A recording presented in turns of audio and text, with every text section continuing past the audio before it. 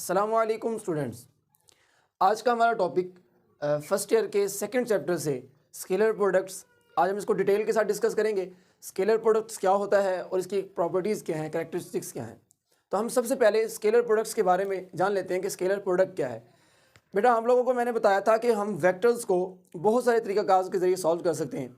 हम वेक्टर्स की एडिशन कर सकते हैं, हम वेक्टर्स की मल्टीप्लिकेशन भी कर सकते हैं। बेटा, हम लोगों ने लास्ट लेक्चर के अंदर वेक्टर्स की एडिशन डिस्कस की थी, जिसके अंदर हम लोगों ने additions of vectors by rectangular component discuss किया था। बट आज हम लोगों ने वेक्टर्स को मल्टीप्लाई करना है। तो वेक्टर्स को मल्टीप्लाई करने के लिए हम वेक्टर्स को वेक्टर्स के साथ भी मल्टीप्लाई कर सकते हैं, वेक्टर्स को स्केलर्स के साथ भी मल्टीप्लाई किया जा सकता है। बट आज हमने डिस्कस करना है कि वेक्टर्स को वेक्टर्स के साथ जब मल्टीप्लाई किया जाए तो हमारे पास किस तरह के रिजल्ट्स हमारे सामने आते हैं, ये आज हम लोग डिस्कस करेंगे। तो जब हम वेक्टर्स को वेक्टर्स के साथ मल्टीप्लाई करें तो दो तरह के रिजल्ट्स हमारे सामने आते हैं। कभी कभार हमें डायरेक्शंस मिल रही होती है मैग्नीट्यूड के साथ, और कभी कभार ऐसा होता है कि हमें डायरेक्शंस नहीं मिलती अगर हम दो वेक्टर्स को मल्टीप्लाई करते हैं। तो अगर हम दो वेक्टर्स को मल्टीप्लाई करें और हमें बदले में डायरेक्शन भी मिले तो वो होता है वेक्टर प्रोडक्ट। और अगर हम दो वेक्टर्स को मल्टीप्लाई करें और हमें रिजल्ट में डायरेक्शन ना मिले तो वो होता है स्केलर प्रोडक्ट। तो आज हम इस टॉपिक का आगाज़ इसकी डेफिनेशन से करते हैं और आगे इसको समझेंगे कि किस तरह से हम स्केलर प्रोडक्ट को सॉल्व करते हैं।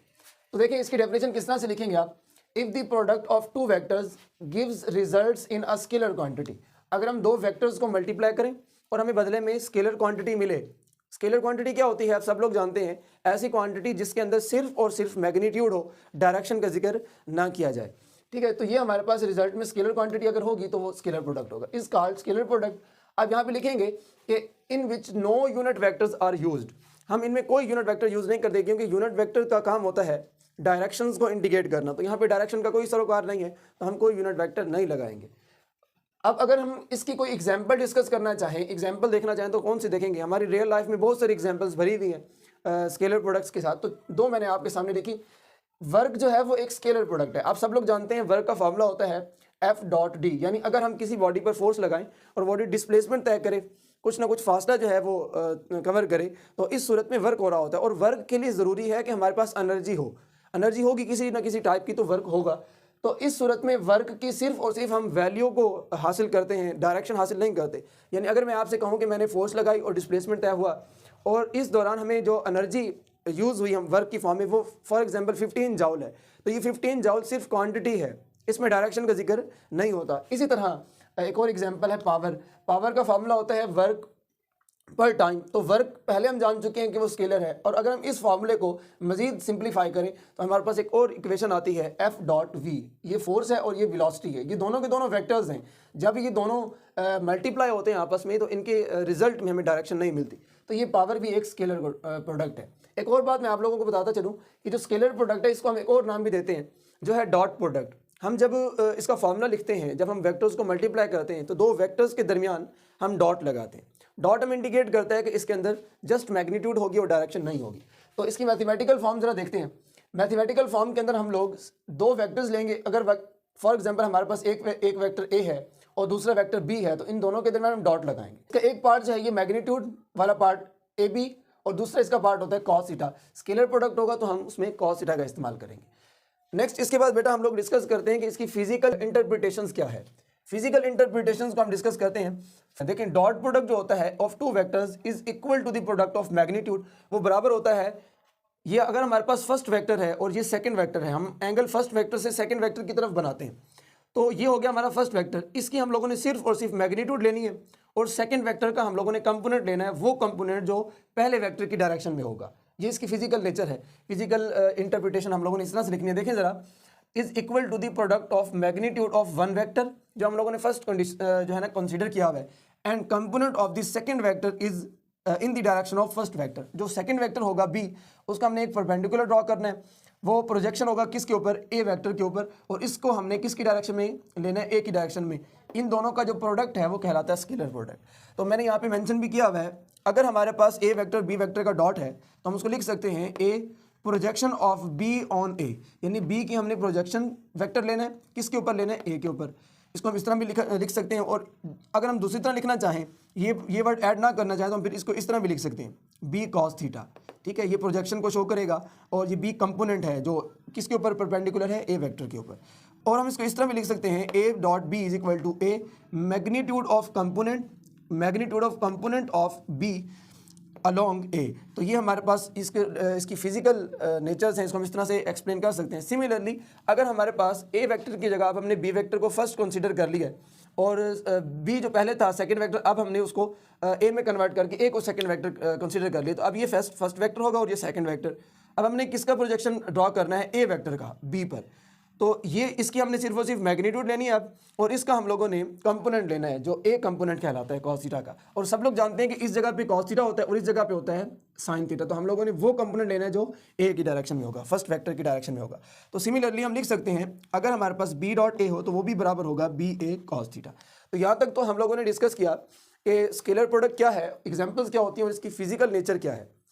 अब हम चलते हैं कि हम स्केलर प्रोडक्ट की कैरेक्टरिस्टिक्स देखना चाहें, हम इसकी जो प्रॉपर्टीज़ हैं उनको डिस्कस करना चाहें तो किस तरह से करेंगे।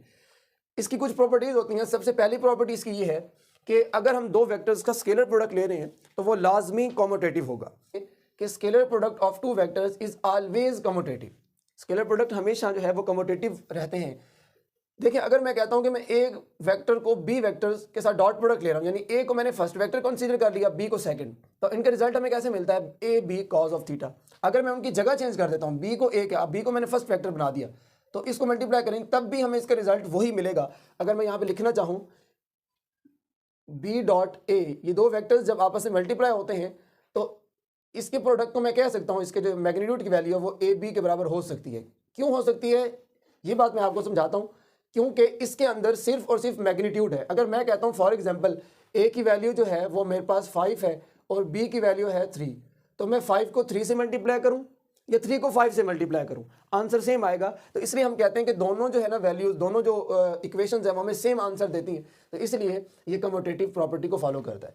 इसकी जो सेकेंड प्रॉपर्टी है वो है परपेंडिकुलर वेक्टर्स। अगर हमारे पास दो वेक्टर्स एक दूसरे पर परपेंडिकुलर हो और हम उनका स्केलर प्रोडक्ट डिस्कस करना चाह रहे हो तो वो किस तरह से हमें रिजल्ट प्रोवाइड करते हैं। तो आप लिखोगे बेटा if two vectors are mutually perpendicular, जब वो दोनों एक दूसरे पे परपेंडिकुलर होंगे तो लाजमी उनके दरमियान जो एंगल बनेगा वो 90 डिग्री होगा। ठीक है, जैसे कि ये मैंने आपके सामने शो किया, अगर एक वेक्टर ए है और एक वेक्टर बी है तो इन दोनों के दरमियान हम लोगों ने कंडीशन कौन सी अप्लाई की हुई है, परपेंडिकुलर, तो दोनों के दरमियान एंगल 90 बनेगा। तो याद रखिएगा जब 90 डिग्री हो और दोनों स्केलर प्रोडक्ट को मेंशन कर रहे हो तो कभी भी स्केलर प्रोडक्ट हमारे पास मैक्सिमम नहीं आता, हमें आंसर 0 प्रोवाइड करता है अगर एग्जैक्टली 90 डिग्री पर वो मौजूद है दूसरा वेक्टर। तो यहाँ पे हम इसको प्रूव करके देख लेते हैं एक दफ़ा कि किस तरह से हमारा रिजल्ट 0 के बराबर आता है। तो ये बात हमने लिखनी भी है कि प्रोडक्ट विल बी 0। कैसे आता है देखते हैं। अगर हमारे पास एक वेक्टर ए है दूसरा वेक्टर बी है, दोनों परपेंडिकुलर हैं, तो फार्मूला किस तरह से इसको ओपन करते हैं, A B cos theta, angle क्या है इन दिस केस 90 डिग्री, इसमें पुट करेंगे 90 डिग्री, तो A B cos of 90, cos of 90 जो है कॉज ऑफ 90 बराबर होता है 0 के, 0 के बराबर होता है। तो हम ए बी 0 लिखेंगे तो हमारा सारा का सारा फैक्टर क्या हो जाएगा 0, यानी ए डॉट बी अगर लिया जा रहा हो और परपेंडिकुलर का केस हो तो हमें आंसर 0 मिलता है। ये था हमारे पास कि वेक्टर्स की फॉर्म में परपेंडिकुलर 0 होता है। अब हम अगर इनके यूनिट वेक्टर्स डिस्कस करना चाहें तो वो किसके बराबर होंगे, ये चीज़ हम डिस्कस करते हैं। तो याद रखिएगा ये जो वेक्टर ए है ये किसकी डायरेक्शन में है, एक्स की डायरेक्शन में, और एक्स की डायरेक्शन में जो वेक्टर होता है उसको इंडिकेट करने के लिए जो यूनिट वेक्टर हम यूज़ करते हैं वो होता है आई यूनिट वेक्टर का इस्तेमाल करते हैं। अगर हम वाई के सिम्त में जा रहे हैं तो वाई के सिम्त में जो यूनिट वेक्टर इस्तेमाल किया जाता है वो होता है जे। तो यहाँ पे हम इसको देखते हैं कि किस तरह से हम इसका डॉट प्रोडक्ट लेते हैं। तो अगर आई वेक्टर को हमने डॉट प्रोडक्ट हमने लिया जे वेक्टर के साथ तो हमें रिजल्ट क्या मिलता है। अब सब लोग जानते हैं कि जो यूनिट वेक्टर्स होते हैं उनकी मैग्नीट्यूड 1 होती है, तो ए की जगह पे आई लिखा हमने, बी की जगह पे जे लिखा, तो ए का मैग्नीट्यूड यानी आई का मैग्नीट्यूड 1 हो गया और जे का मैग्नीट्यूड भी 1 हो गया। कॉस थीटा वैसे का वैसे, और थीटा की जगह पे हमने एंगल कौन सा पुट करना है 90 डिग्री, तो कॉस 90 अभी हमने देखा कि वो 0 के बराबर था, तो ये सारा का सारा जो प्रोडक्ट है वो 0 के बराबर हो जाएगा। इससे हमें पता चला कि आई वेक्टर यूनिट वेक्टर का डॉट प्रोडक्ट जे के साथ अगर लिया जाए तो तब वो किसके बराबर होगा, 0 के बराबर होगा। तो ये टर्म आपने याद रखनी है। इसी तरह अगर हम और यूनिट वेक्टर्स को डिस्कस करें, जैसे हम के का यूनिट डॉट प्रोडक्ट जो है जे के साथ लें तब भी इसका रिजल्ट 0 मिलेगा। अगर हम आई का डॉट प्रोडक्ट के साथ लें तब भी इसका रिजल्ट 0 मिलेगा। इसका मतलब ये है कि हम एक डायरेक्शन से दूसरी डायरेक्शन में जा रहे हैं, हम परपेंडिकुलर का केस डिस्कस कर रहे हैं, इसलिए हमारा रिजल्ट 0 के बराबर है। इसी तरह अगर हमारे पास दो वेक्टर्स पैरेलल हों, तो पैरेलल होंगे तो हमारा रिजल्ट क्या आएगा? आप लिखेंगे कि if two vectors are parallel to each other so the product of maximum value, ये जो हमारे पास पैरेलल वेक्टर्स हैं वो हमें मैक्सिमम प्रोडक्ट देंगे जब हम उनको स्केलर प्रोडक्ट से गुजारेंगे। तो देखिए, हम अगर फॉर एग्जाम्पल हमारे पास दो वेक्टर्स हैं, एक वेक्टर ए है और एक वेक्टर बी है, दोनों एक दूसरे के पैरेलल हैं, तो जब वो पैरेलल होंगे तो इनके दरमियान एंगल क्या बनेगा?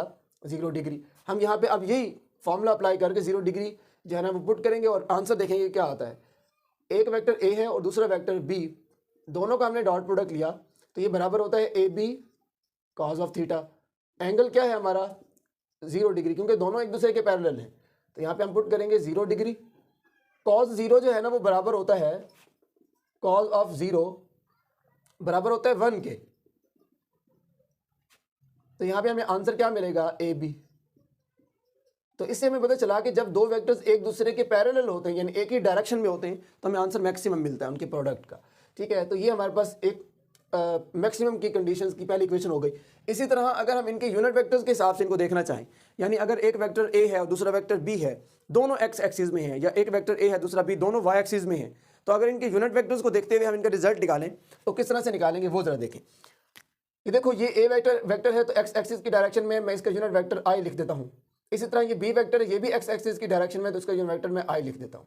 तो यहाँ पे यूनिट वेक्टर्स दोनों सेम होंगे, आई को आई के साथ डॉट प्रोडक्ट से गुजारेंगे। तो हमारे पास आई को आई से जब हम लिखें, देखें ए की जगह पे भी आई आ गया, बी की जगह पे भी आई आ गया, तो इनकी जब नेक्स्ट साइड लिखेंगे तो ए की जगह पे हम यूनिट वेक्टर कितना लिखेंगे? इसका मैग्नीट्यूड 1, और बी की जगह पे भी यूनिट वेक्टर कितना होगा? इसका यूनिट वेक्टर का मैग्नीट्यूड 1। और कॉस थीटा की जगह पे क्या आ जाएगा? 0 डिग्री। तो अभी हमने देखा थीटा जो है ना, अगर 0 हो तो वो 1 के बराबर होता है। तो यहाँ पे 1 लिखेंगे तो 3 दफ़ा 1 की वैल्यू आ जाएगी और वो तीनों एक दूसरे के साथ मल्टीप्लाई होंगे, तो हमें जो आई डॉट आई का रिजल्ट मिलेगा वो क्या होगा? 1। यानी अगर दो सेम यूनिट वेक्टर्स को आपस में मल्टीप्लाई किया जाए तो उनका जो प्रोडक्ट है वो 1 के बराबर होता है। ये तो आई हो गया। अगर हम जे की फॉर्म में लेंगे तो जे को जे के साथ अगर डॉट प्रोडक्ट से गुजारें तो आंसर 1 आएगा। इसी तरह के को के साथ अगर हम प्रोडक्ट से गुजारें तो उसका आंसर भी 1 आएगा। तो लास्ट में हम लोग डिस्कस करते हैं, अगर दोनों वेक्टर्स एंटी पैरेलल हों तो हमारा रिजल्ट क्या बनता है। तो एंटी पैरेलल वाला देखें, if two vectors are anti parallel to each other, अगर दो वेक्टर एक दूसरे के एंटी पैरेलल हैं, the product will be negative maximum. Maximum जरूर आंसर मिलेगा हमें, बट उसका रिजल्ट नेगेटिव साइड पे मैक्सिमम होगा। तो इसलिए हम इसको भी कहते हैं कि जो एंटी पैरेलल वेक्टर्स हैं उनका प्रोडक्ट हमें मैक्सिमम मिलता है स्केलर प्रोडक्ट में। तो इसको हम एक दफ़ा बना के देख लेते हैं कि अगर हमारे पास दो वेक्टर्स किस जो है ना फॉर्म में मूव कर रहे हैं। अगर एक वेक्टर जो है वो इस डायरेक्शन में मूव कर रहा है और ये वेक्टर ए है, और दूसरा वेक्टर जो है वो इस डायरेक्शन में मूव कर रहा है, वो वेक्टर बी है, इसका मतलब होता है ये दोनों एक दूसरे के एंटी पैरेलल हैं। बेटा, जब ये एक दूसरे के एंटी पैरेलल होंगे तो इनका जो एंगल बनता है दरमियान में वो होता है 180 डिग्री। यानी एक का मुंह इस तरफ है, दूसरे का मुंह इस तरफ है। तो इस तरह देखिए, अगर मैं यहाँ पे बनाना चाहूँ, ये ए वेक्टर है और ये बी वेक्टर है, इनके दरमियान जो एंगल बनता है वो 180 डिग्री बन रहा होता है। तो यहाँ पे हम वो पुट करके चेक करते हैं, अपना रिजल्ट देखते हैं। सेम वही फॉर्मूला आप अप्लाई करेंगे, A dot B is equal to A B cos of theta. अब आपने यहाँ पे कॉज ऑफ थीटा की जगह पर 180 पुट करना है। कॉज 180 बराबर होता है -1 के। तो यहाँ पे आपको आंसर क्या मिलेगा? ए बी -1 में मिलेगा। तो ये भी हमें ये बता रहा है कि आंसर हमारा है तो मैक्सिमम बट नेगेटिव मैक्सिमम है। तो ये हमारे पास इक्वेशन नंबर 2 आ जाती है। यहाँ तक हम लोगों ने 2 से 3 प्रॉपर्टीज़ डिस्कस की कि स्केलर प्रोडक्ट अगर हो तो किस तरह से उनका रिजल्ट हमें मिलता है, उनकी प्रॉपर्टीज़ क्या क्या होती हैं। ये था हमारा आज का टॉपिक। मिलते हैं नेक्स्ट लेक्चर में नेक्स्ट टॉपिक के साथ। तब तक के लिए अल्लाह हाफिज़।